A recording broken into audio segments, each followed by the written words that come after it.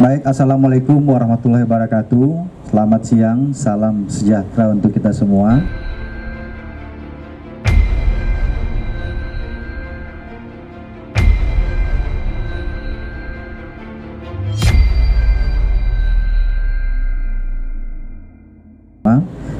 Yang saya hormati Wakapolres Metro Jakarta Barat, yang saya hormati Kasat Narkoba Polres Metro Jakarta Barat, serta teman-teman media semua yang berbahagia.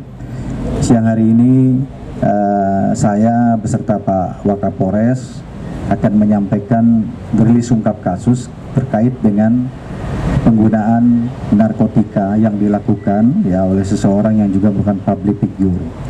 Jadi sekali lagi kegiatan pengungkapan kasus ini sebagai wujud daripada komitmen kepolisian khususnya Polda Metro Jaya dan juga Polres Metro Jakarta Barat bahwa kita akan melakukan penegakan hukum terkait dengan pelanggaran narkotika.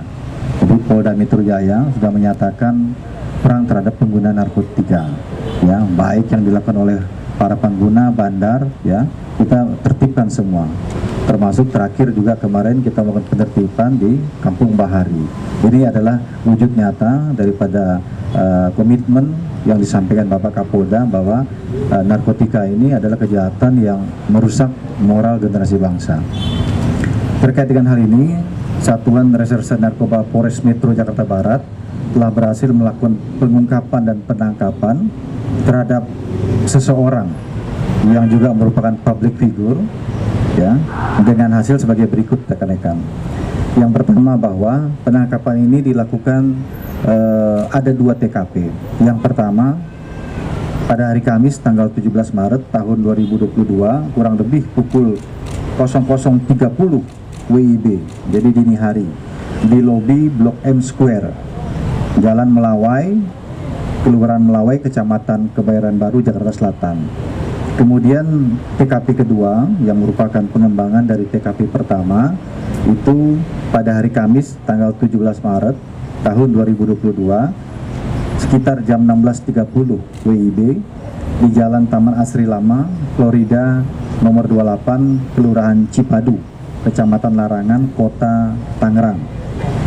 Adapun seseorang yang kita amankan dan kita tangkap serta telah ditetapkan sebagai tersangka, inisialnya adalah MFL, yang tadi kita tampilkan, seorang laki-laki. Ini merupakan public figure, tergabung dalam grup band Sisi Tipsi, yang mana yang bersangkutan ini dalam grup band ini sebagai vokalis.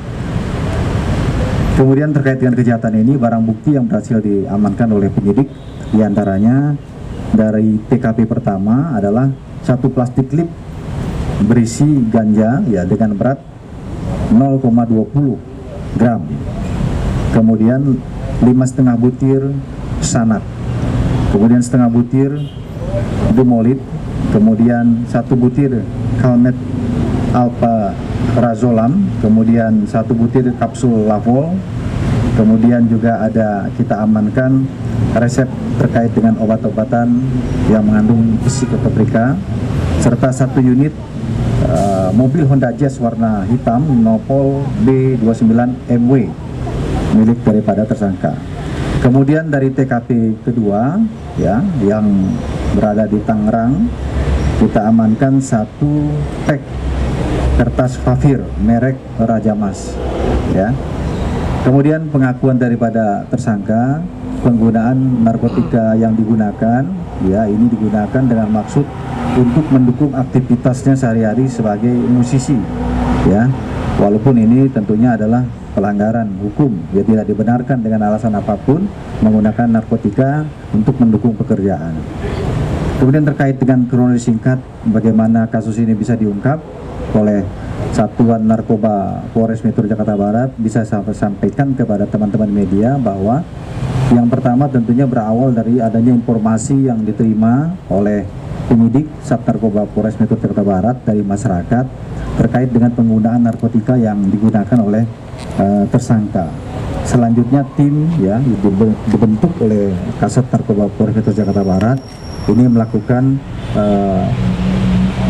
pemantauan ya, kemudian juga selanjutnya melakukan pendalaman, kemudian mengarah kepada seseorang yang tadi kita tampilkan, yaitu sebagai tersangka ya. Ini kita lakukan penangkapan dan penggeledahan ya terhadap tersangka tersebut di TKP 1, yaitu berhasil mengamankan biji ganja yang berada di karpet mobilnya. Kemudian beberapa barang lain ya, diantaranya adalah sanak, kemudian dumolit, kemudian kalmet alprazolam, kemudian juga kapsul lavol, serta beberapa resep dokter terkait dengan psikotropika di dalam dompet yang dikenakannya. Kemudian dari situ tim kemudian melakukan pengembangan ke TKP kedua, ke rumah yang bersangkutan, lalu melakukan penggeledahan dan menemukan satu pek kertas papir ya, merek Raja Mas yang disimpan di dalam tas yang berada di dalam kamarnya.